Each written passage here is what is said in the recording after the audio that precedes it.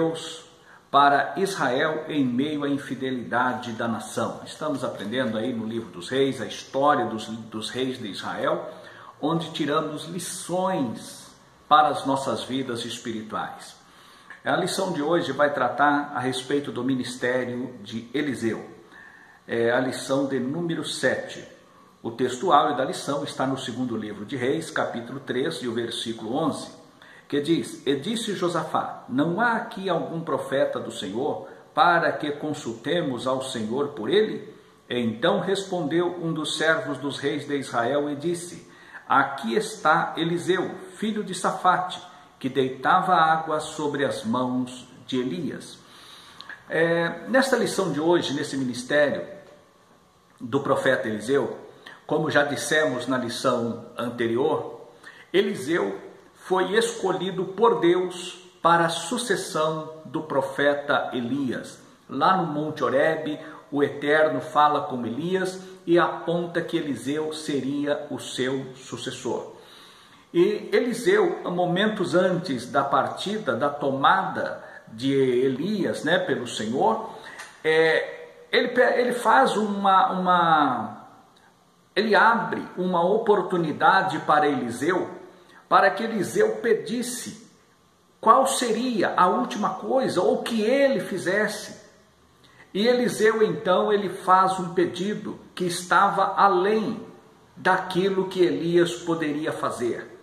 Ele diz o seguinte: eu quero porção dobrada do teu espírito.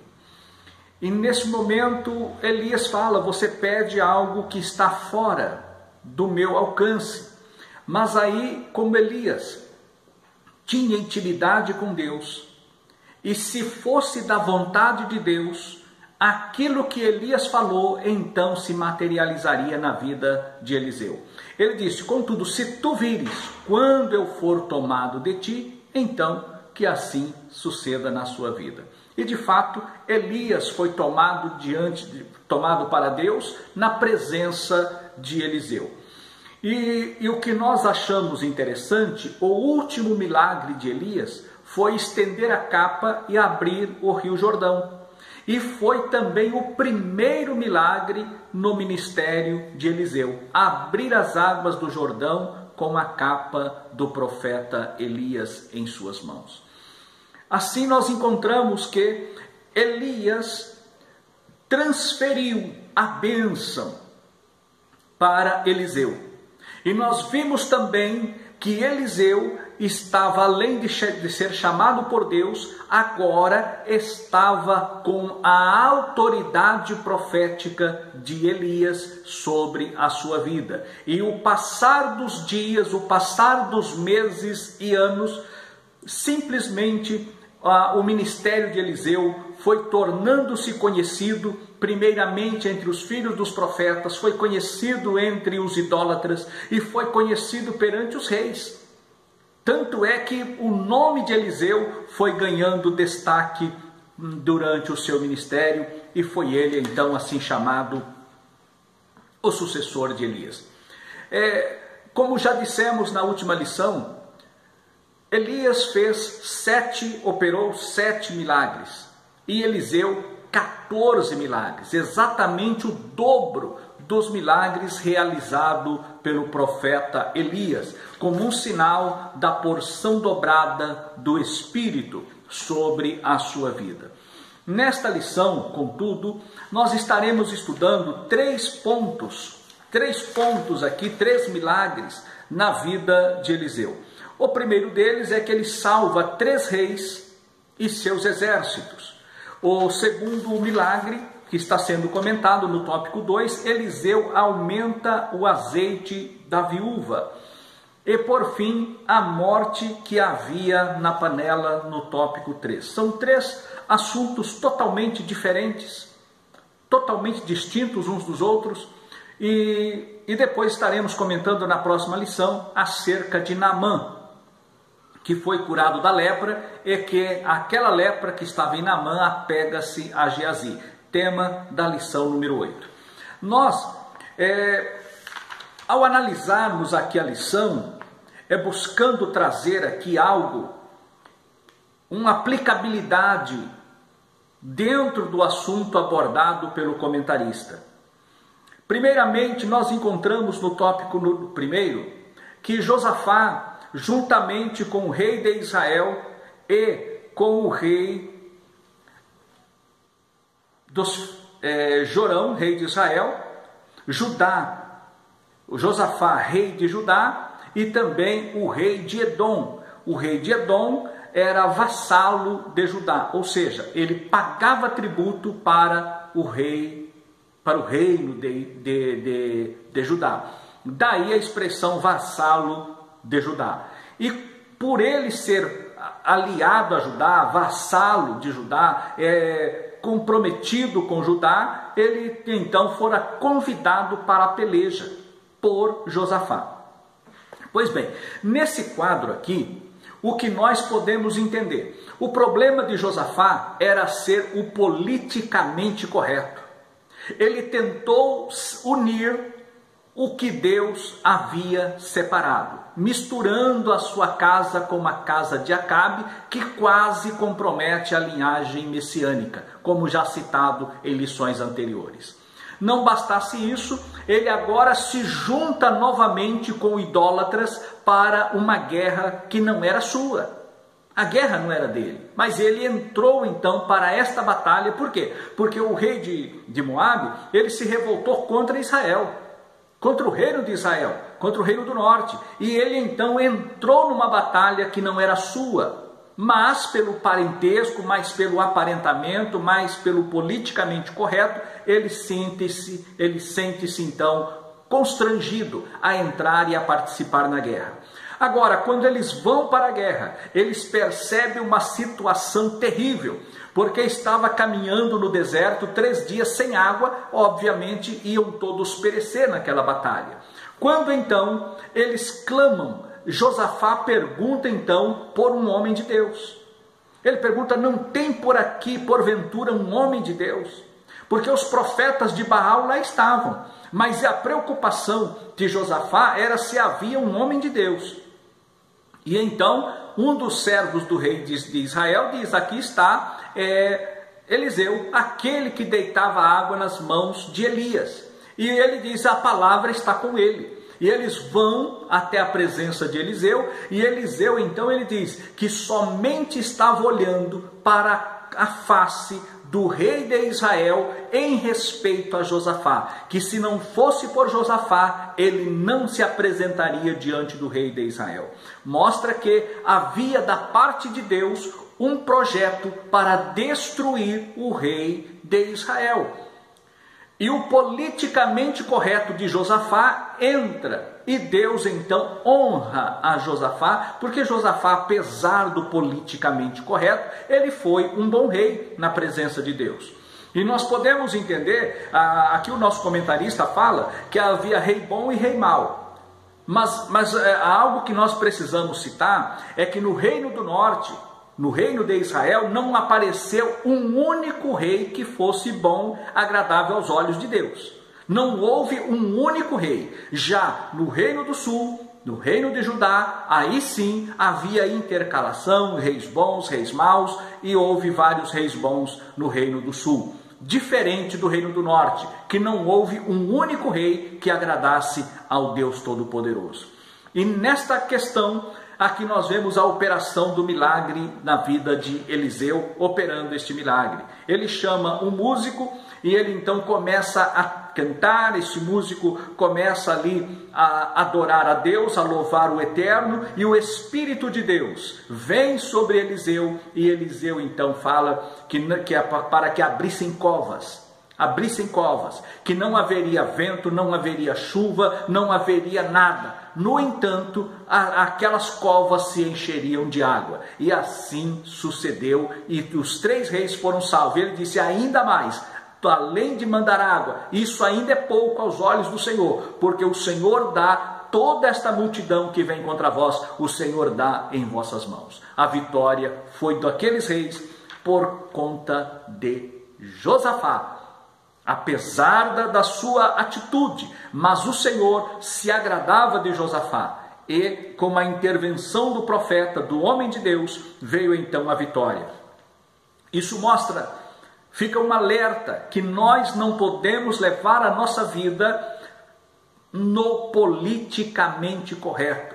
É preferível afrontar o mundo com a nossa consciência do que ter a nossa consciência afrontada para sermos agradáveis ao mundo, porque somos norteados pela palavra de Deus, conduzidos pelo Espírito Santo de Deus, segundo a palavra de Deus. Logo, não podemos fazer nada que venha de algum modo somente para agradar os homens, somente para ser agradável politicamente. Olha, o politicamente correto é esse. Não, nós não fomos chamados para ser politicamente correto, mas fomos chamados sim para fazer a diferença, porque o Evangelho de Jesus Cristo, ele é radical. O Evangelho de Jesus Cristo, ele é radical, ele não faz acordo, ele não faz concessão. O Evangelho de Cristo, ele é radical. Obviamente que não é para a morte, não é para a mortandade, não é para a destruição. Mas o Evangelho, ele não muda, ele não faz concessão para ser aceito ou para ser agradável a quem quer que seja. A palavra do Eterno, ela corta em linha reta. Não importa se é o mendigo ou se é o rei. A palavra do Eterno, ela corta em linha reta. Assim, não há espaço para o politicamente correto. Na sequência, nós vamos ver o milagre na casa da viúva.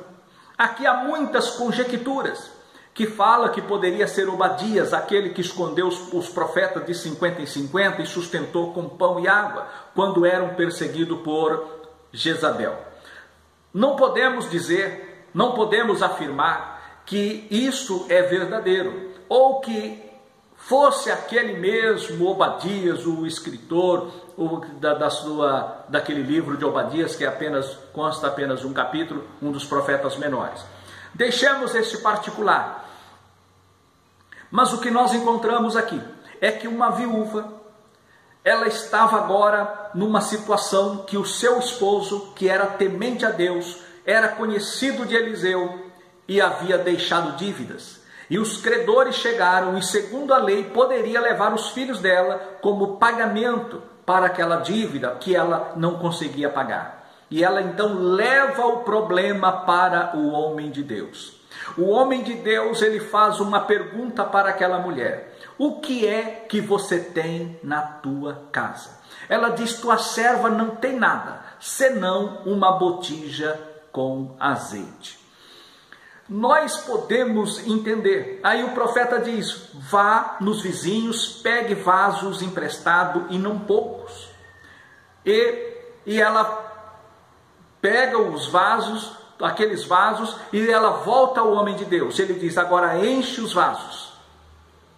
Enche os vasos e depois venda, paga a sua dívida e viva do resto.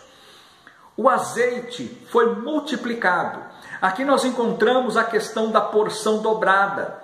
A primeira viúva, onde Elias foi, que lá em Sidom, lá em Serepta, aquela viúva, ela não tinha nada, senão um pouco de azeite e um pouco de farinha na panela.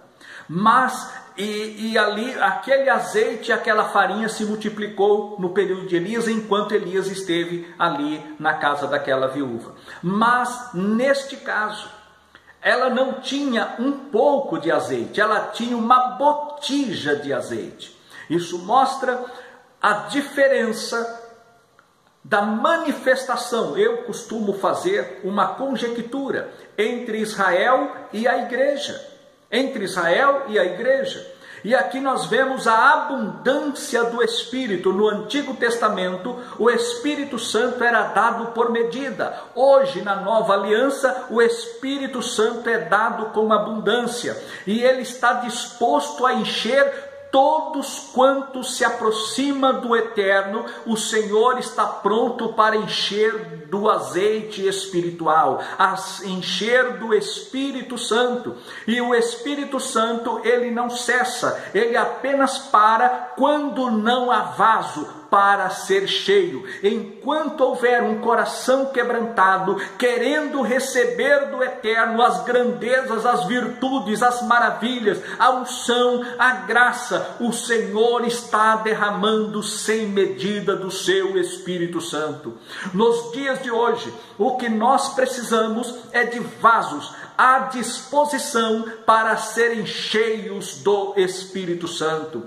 O Senhor está nesta última hora levantando um exército revestidos para fazer a sua obra e levar o Evangelho nesta última hora. E a viúva que enche, que é o canal para encher os vasos, a viúva é a figura da igreja.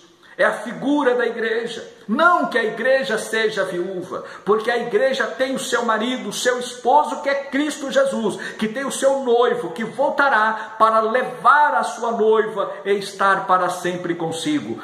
Nós aqui, na condição de igreja, nós temos que ganhar as almas. É como trazer vasos, garimpar, trazer vasos, e esses vasos na casa do Eterno serão cheios do Espírito Santo para fazer a obra nesta última hora que antecede a vinda do Senhor Jesus Cristo. A figura do azeite, nós vamos ver aqui que uma botija foi capaz de mudar a história. Quando nós olhamos para o movimento da Rua Azusa, houve um movimento que aumentou e foi crescendo e espalhou as igrejas pentecostais a partir do movimento da Rua Azusa. É como se fosse ali a casa da viúva.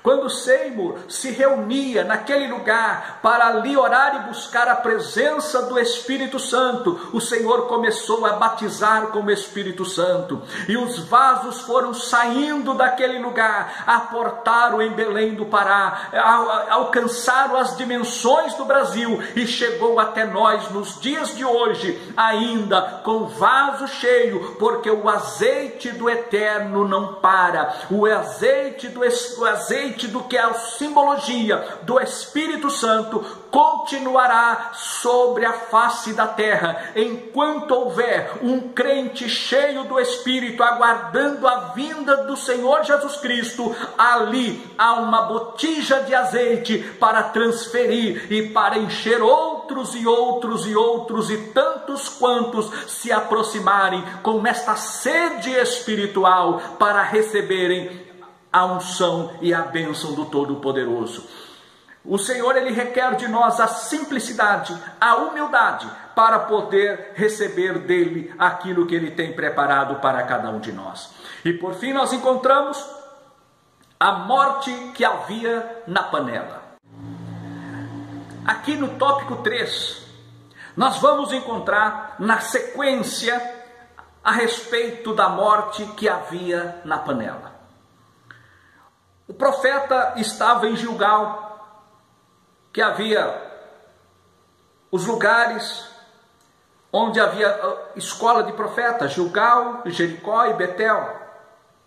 E ele em Gilgal, ele pede então para que um dos moços fosse apanhar algo para preparar um alimento, um ensopado, para todos ali na casa. E um jovem inexperiente, ele vai e traz ali, a Bíblia fala de parra brava, ele traz uma parra brava, ou pepino silvestre, dependendo da tradução bíblica, a versão bíblica é pepino silvestres. E aquilo era venenoso, não era bom para a alimentação. E ele não sabia, preparou a panela com todo o esforço, com todo o zelo e cheio de boa intenção. Mas quando as pessoas começaram a comer e já gritaram, a morte na panela. Nesse momento entra então em cena o profeta Eliseu e coloca farinha naquela panela, mexe e diz, podeis tirar, porque a morte cessou, não há mais perigo, o veneno foi cortado. Esta expressão, há uma conjectura, podemos conjecturar nessa questão, do jovem, das escolas dos profetas, que não conhecendo ali os legumes, não conhecendo o tipo de erva, trouxe o ensinamento, trouxe o alimento errado, e aquele alimento, ao invés de vida, estava sendo transformado em morte. Isto conjecturalmente. Numa conjectura atual, nós podemos ver isso com as más doutrinas, as doutrinas heréticas, os ensinamentos errôneos, que são semeados, pulverizados na igreja. Outros, assim como nós podemos ver, que é comumente falado a respeito da teologia da prosperidade, onde o céu é literalmente loteado por esses infratores espirituais, estelionatários espirituais, que trazem esse ensinamento terrível, dizendo que o homem pode colocar Deus na parede, que Deus é devedor do homem e que no homem pode cobrar do Deus Todo-Poderoso. Isto é uma heresia. E agora o ensinamento profético, o ensinamento doutrinário, o ensinamento apologético é a farinha que é colocada nestas panelas, onde vêm os ensinamentos errados, os ensinamentos errôneos, doutrinas erradas, doutrina e até doutrina de demônios, que vem envolvida, trazendo rituais estranhos, trazendo rituais de religiões satânicas, trazendo rituais de religiões que não adoram a Deus, mas servem à idolatria, servem ao mundo e trazem esses costumes e tentam implantar na igreja do Senhor. Isso é parra brava, isso é pepino silvestre, isso causa morte, isso tira as pessoas da igreja, cerceia o evangelho. Nós vivemos nesses últimos dias, os pastores, o cuidado que precisamos ter com o alimento que o povo recebe. Pela bondade e misericórdia do Deus Todo-Poderoso, a confiança do nosso pastor presidente, estamos diante de uma congregação aqui na cidade Americana, e ali nós temos visto uma pessoa, uma família, que temos uma consideração. No entanto, começou a ouvir ensinamentos errôneos da internet, pessoas que é judeu, nada contra o povo judeu, porque somos defensores. Se há um povo que é defensor do povo judeu, é a Igreja Evangélica Assembleia de Deus, porque nós sabemos que a bênção do eterno que foi dada a Abraão, ela está em vigor ainda hoje. Abençoarei os que te abençoarem e amaldiçoarei os que te amaldiçoarem. Mas há essas pessoas que vêm do judaísmo, se convertem ao cristianismo, e agora eles começam então a trazer a doutrina da lei, querendo trazer o ensinamento legalista de Moisés, que Paulo tanto combateu na carta aos Romanos, tanto combateu na carta aos Gálatas, tanto ensinou ali nas suas epístolas a respeito da lei, a respeito da contaminação doutrinária. Paulo, ele foi bastante enfático, bastante incisivo, trazendo a respeito da lei, do Espírito e da vida, o Espírito da graça, que nós somos salvos pela graça, somos salvos pela fé em Cristo. Aí vem essas pessoas e querendo trazer a lei de Moisés para os nossos dias e apresentar como condição sine qua non para fazer parte da igreja, e ainda que não haverá arrebatamento da igreja, que a igreja passará pela grande tribulação. Amados, nós precisamos hoje de profeta de Deus para lançar a farinha na panela e acabar com esses maus ensinos, acabar com essas com essas coisas que é lançada de forma sorrateira no nosso meio, e há muitos jovens empolgados com o evangelho, empolgados com a teologia, e ficam assim, almejando pregar a palavra. A Bíblia diz: aquele que almeja o episcopado, excelente obra deseja. Não é pecado desejar, não é pecado sonhar, não é pecado buscar, não é pecado pregar, não é pecado buscar e querer e orar e pedir a Deus para fazer dele um pregador. Mas o que muitos pegam ensinamentos, doutrinas erradas, e vem pregar como verdade, como que verdade fosse. E aí entra a maturidade do profeta, a maturidade do líder, a espiritualidade, o espírito de correção, não para matar aquele que desavisado, inexperiente, que trouxe algo errado, mas trazer a palavra genuína, o evangelho genuíno, que cura, que purifica, que salva e que restaura. Nestas lições deste domingo, onde nós vamos aprender esses 3 pontos, desses 3 milagres, nós temos grandes e profundos ensinamentos para a igreja da última hora. Cuidado para não nos atrelarmos e nos aliarmos com quem não tem compromisso com Deus, com pessoas que estão compromissadas com as trevas, compromissada com religiões estranhas, compromissada com o mundo, compromissada com Satanás. Nós somos a igreja do Senhor Jesus Cristo. Não podemos, porque senão corremos o risco como Josafá correu. Mas o homem de Deus, ele disse: em respeito a Josafá, eu venho e trouxe uma palavra de salvação, uma palavra de escape, uma palavra de vitória, uma palavra de bênção. Da mesma sorte, nós também não podemos fazer como foi a questão da viúva, não fecharmos os olhos